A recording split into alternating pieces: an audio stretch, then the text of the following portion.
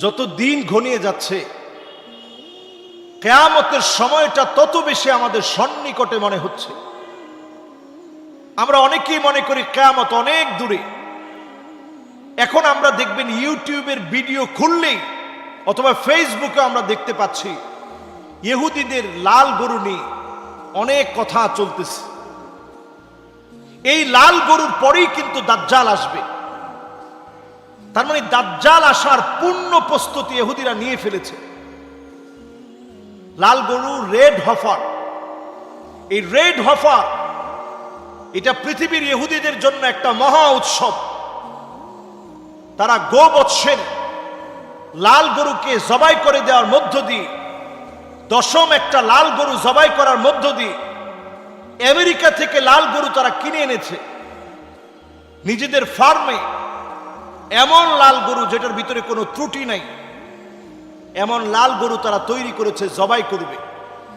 কোথায় জবাই করবে? তারা জবাই করবে টেম্পল মাউন্টের উপরে নিয়ে। আপনারা গুগলে সার্চ করে দেখবেন টেম্পল মাউন্ট। এইখানে তারা লাল গরুটাকে জবাই করবে। যেই লাল গরু সারা ওয়ার্ল্ডের এখন নিউজ, সবাই এটার দিকে তাকিয়ে আছে কখন জবাই করা হবে। কিন্তু জবাই করার পূর্বে তাদের একটা মাস্টার প্ল্যান আছে। বাইতুল মুকাদ্দাসকে তারা ধ্বংস করে দিয়ে ওই জায়গাতে হাইকালে সুলাইমানি থার্ড টেম্পল তৈরি করবে, ইহুদিদের উপাসনালয় বানাবে। আর এই উপাসনালয় তৈরি করে সেই জায়গাতে উপাসনালয় বানায়া এই আনন্দের বহিঃপ্রকাশ তারা জবাই করার মধ্য দিয়ে, লাল গরুকে জবাই করে দিয়ে পুরে ছাই বানায়া তারা এরপরে দাজ্জালের আগমনকে প্রত্যাশা করবে। এই প্রত্যাশিত লাল গরু দীর্ঘদিন ধরে লালন পালন করছে দাজ্জালের আবির্ভাবের জন্য। তারা সব প্ল্যান নিয়ে রেখেছে, কোনটার পরে কোনটা করবে। 1, 2, 3 এরকম মাস্টার প্ল্যান তাদের নেওয়া আছে।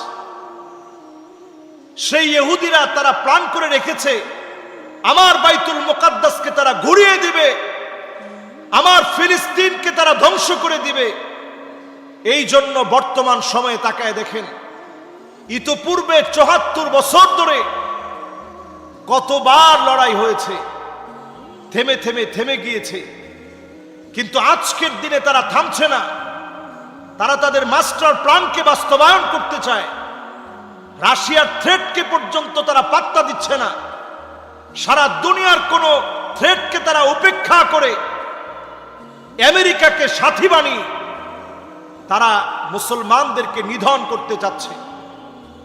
আজকের পৃথিবীর মুসলমানেরা আমরা অনেকেই জানি না ইমাম মাহদী আলাইহিস সালাতু ওয়াস সালামের 6 বছর পরে এরপরে ইহুদিদের দাজ্জাল আসবে, প্রত্যাশিত দাজ্জাল, যে এখন একটা দ্বীপের মধ্যে বন্দী আছে, তার হাতটা শিকল দিয়ে বাঁধা আছে। ঠিক এইভাবে তার হাতকে বেঁধে রাখা হয়েছে। যেই দাজ্জালের হাত বাঁধা আছে, পায়ের মধ্যে শিকল পরানো, সেই দাজ্জাল মুক্ত হবে কখন? ঠিক তখন দাজ্জাল মুক্ত হবে ইমাম মাহদী আলাইহিস সালামের বয়স 6 বছর যখন হয়ে যাবে। তখন কেবল 6 বছর হওয়ার পরে দাজ্জাল এই পৃথিবীতে আত্মপ্রকাশ ঘটবে, দাজ্জাল এই পৃথিবীতে আসবে। ইমাম মাহদী আলাইহিস সালাম 40 বছর বয়সে আত্মপ্রকাশ করবেন। কোন জায়গায়?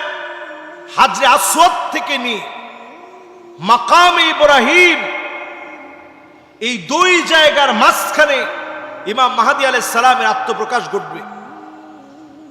এই যে এখন উমরায় এত পরিমাণ ভিড় হচ্ছে, মানুষের মনের একটা আকাঙ্ক্ষা, এই মনে হয় ইমাম মাহদী আলাইহিস সালামের আগমন ঘটে যাবে।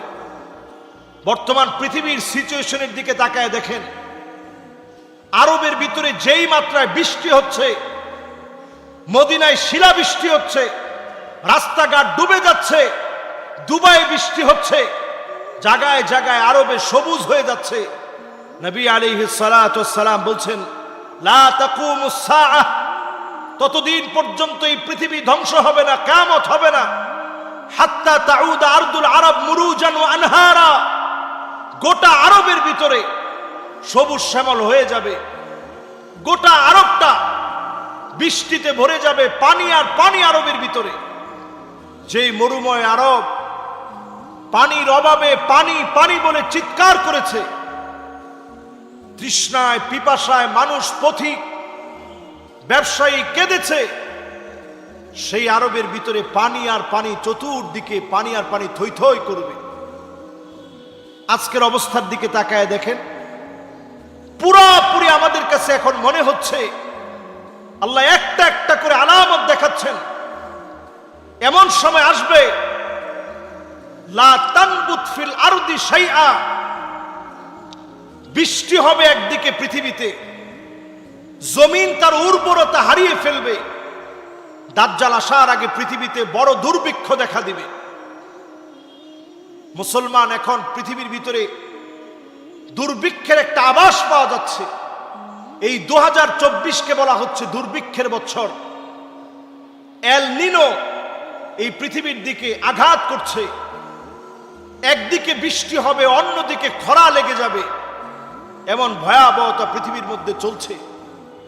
ঠিক সেই সময় ইহুদিরা প্ল্যান করছে তাদের লাল বাছুরকে জবাই করবে দাজ্জালের আগমন প্রত্যাশা করে। আমার আপনার কাজ কি?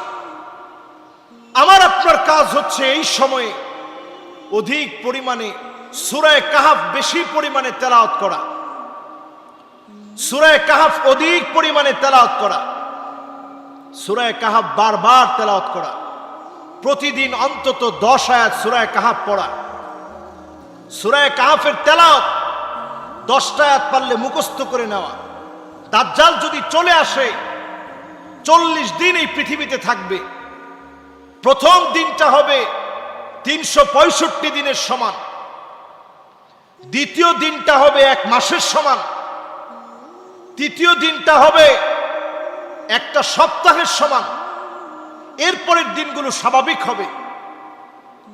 যেই দাজ্জালের আগমনের জন্য তারা অপেক্ষায় আছে, সেই দাজ্জাল আসার আগে ক্ষুধা, দারিদ্রতা, জুলুম, নির্যাতন মানুষের ভিতরে বেড়ে যাবে। তারপরেই আল্লাহ রাব্বুল আলামিন ইমাম মাহদী আলাইহিস সালামকে পাঠাবেন। এর 6 বছর পরে আসবে দাজ্জাল।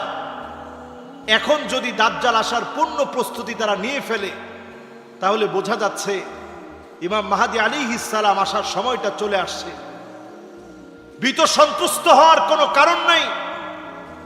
হাদিসের ভাষ্য মতে সুম্মা ফাতহু বাইতুল মুকাদ্দাস, বাইতুল মুকাদ্দাস আবার বিজয় হবে। 34,000-এর উপরে মুসলমান শহীদ হয়েছে, আবার মুসলমানদের বিজয় আসবে।